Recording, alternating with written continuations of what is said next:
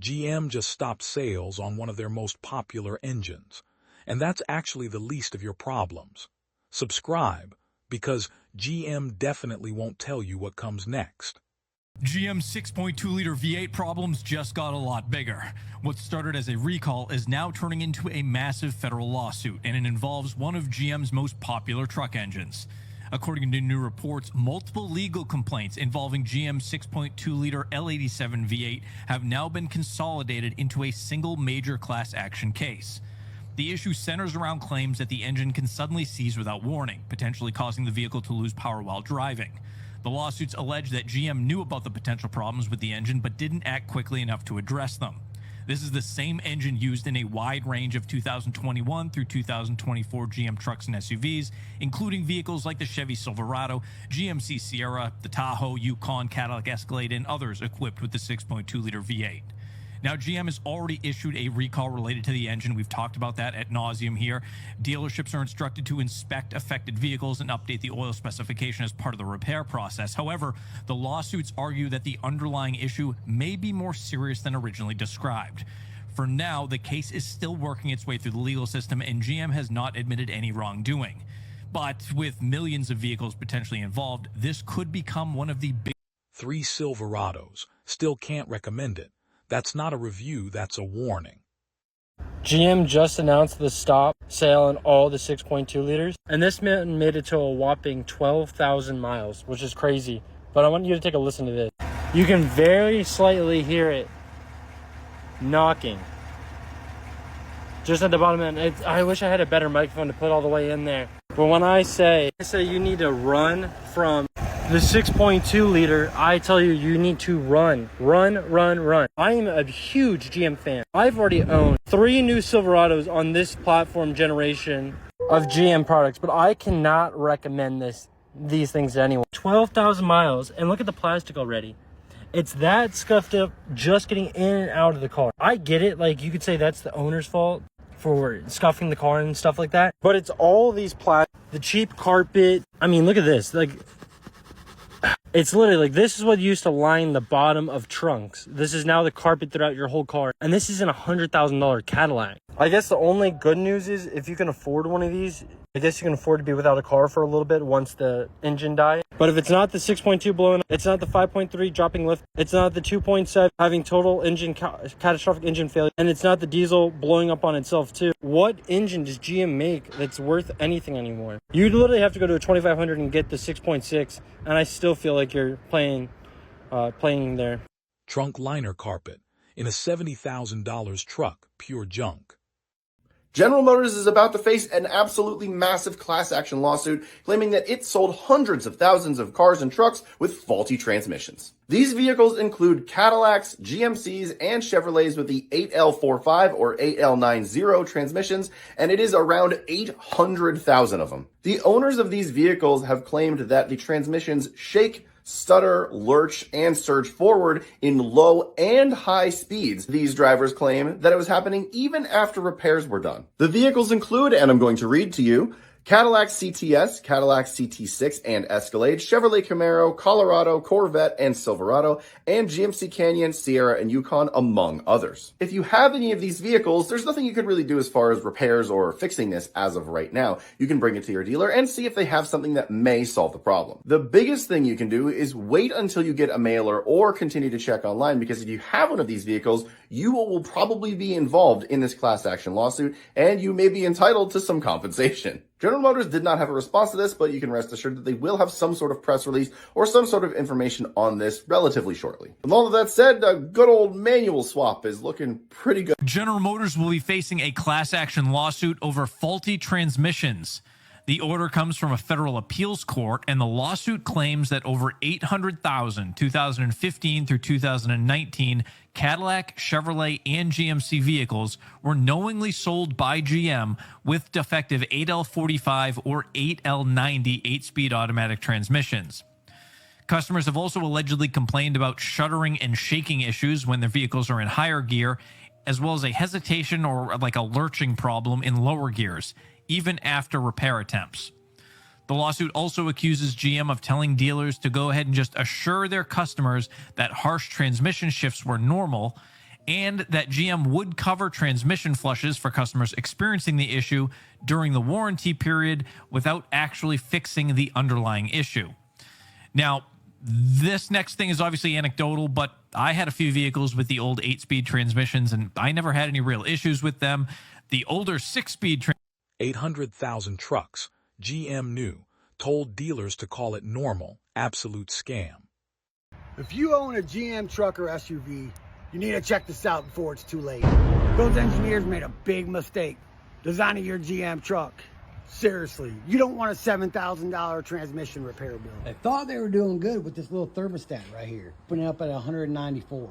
But that's way too hot. It's an easy repair. All you have to do is climb up underneath your truck right here and replace it. It's about a 15-minute job, maybe 30. Now, I know some people don't want to do it themselves. I get it.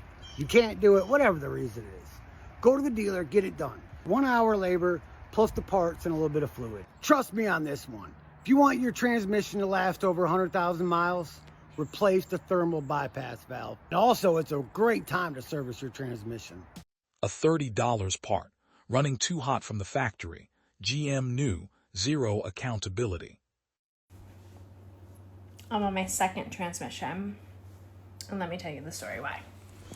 So, let's rewind to fall of 2024. I bring my car in to the dealership for an oil change. They say they found a leak in my oil pan, and I had to bring it back. Great, wonderful. He's like, it's probably gonna take a couple days, so plan on that when you drop it off. I'm like, okay. So I leave, I schedule it for a day, I figure it all out. I drop it off. He's like, okay, yeah, it should be ready later today. Thought you told me it was gonna be a couple days. He's like, no, I think I was wrong. It's not gonna be a couple days. It should be ready later today. Perfect. Never hear from them. The next day I call. He's like, yeah, XYZ, blah, blah, blah, blah, problem. It's not gonna be ready. Okay, whatever. So then I pick it up a couple days later.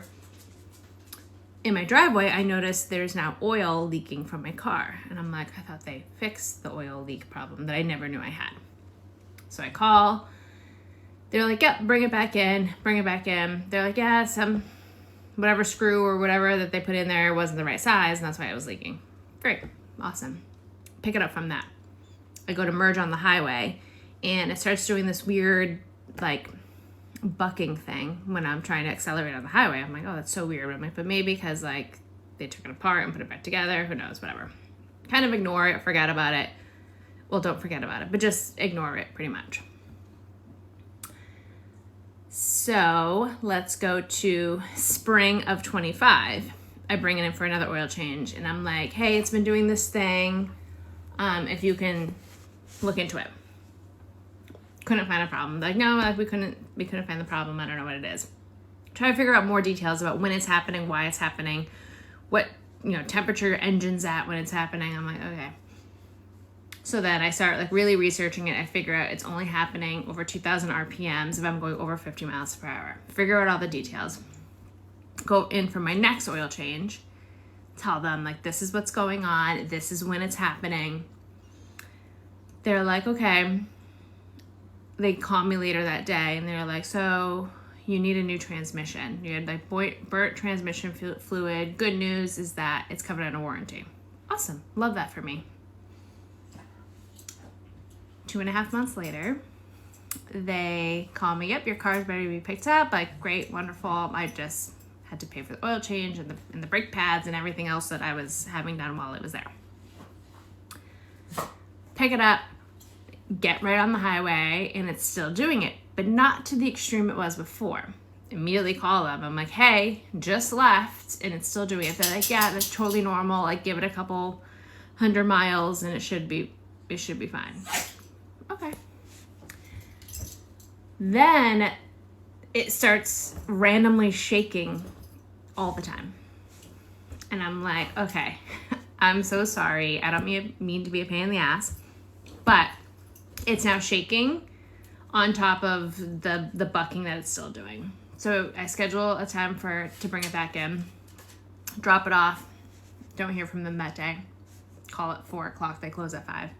Never call me back. The next day, he's like, yep, okay, so bad news is we had a bad transmission. Good news is your car is safe to drive. And I'm like, okay, whatever. Like, I can deal with the shaking. Whatever.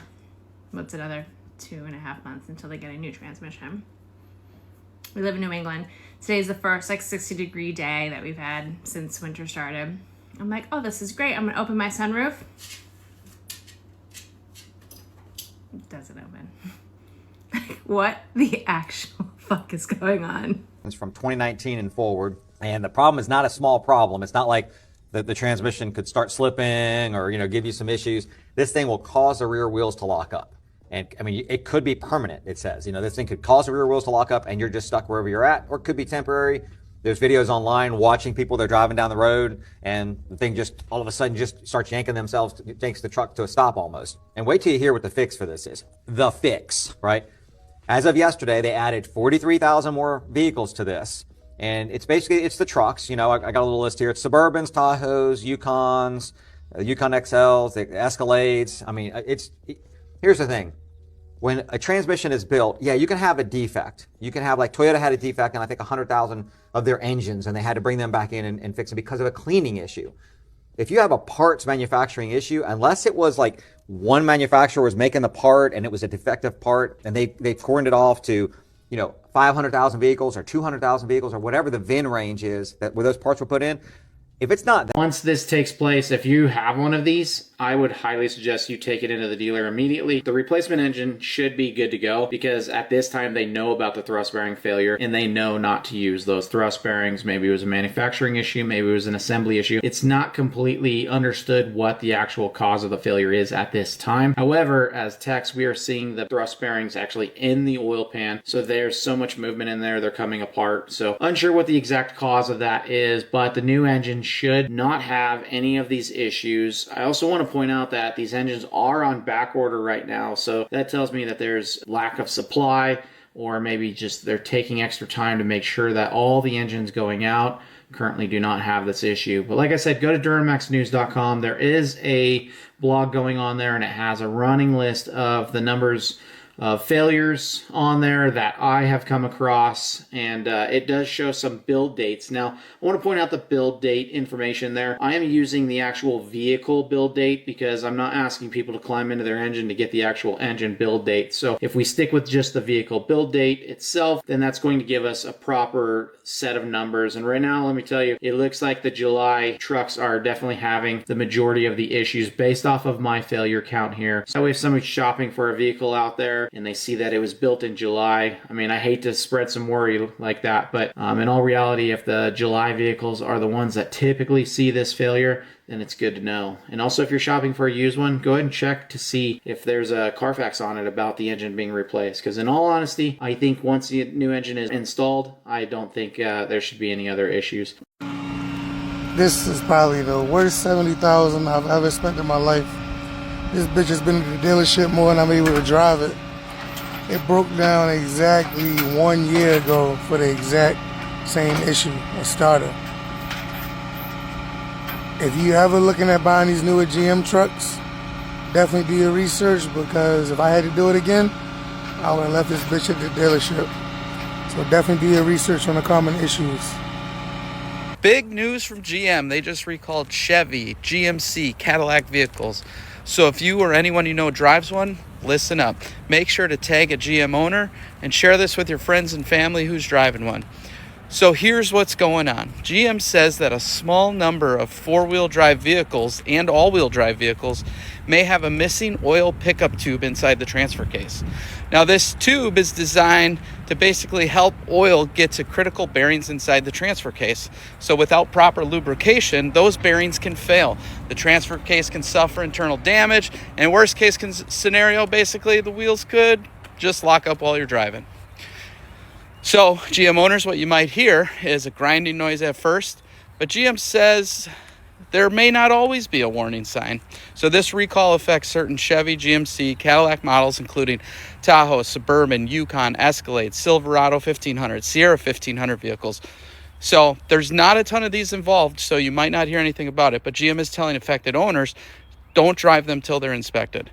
Dealers will inspect the transfer case and replace it if needed at no additional cost. So owner letters are expected to go out June 22nd, so that's a ways to wait.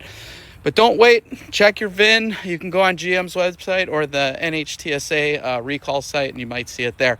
Please drop a comment. Let me know what your thoughts are on this. And make sure, again, tag and share your friends. GM's own fans can't recommend it anymore.